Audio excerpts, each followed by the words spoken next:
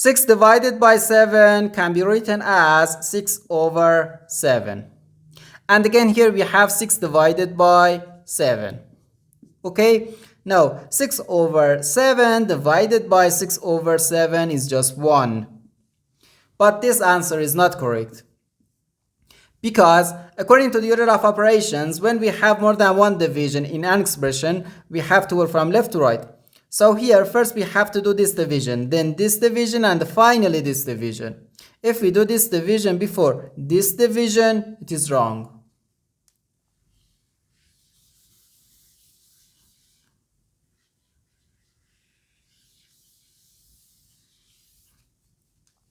So first we have to do this division. 6 divided by 7 can be written as 6 over 7. Then divided by 6 and divided by 7. Now we have to do this division. 6 over 7 divided by 6. According to the KCF rule, K stands for keep, C stands for change, and F stands for flip.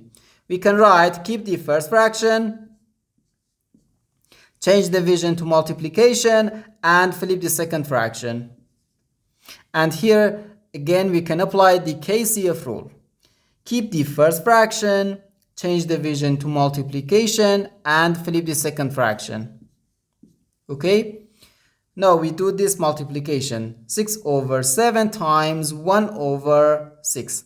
We can easily cancel this 6 and this 6. So here we have just 1 over 7.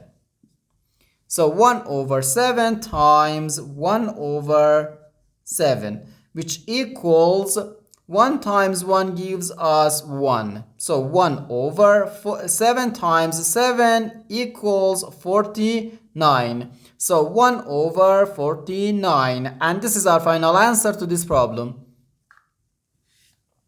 The correct answer is 1 over 49.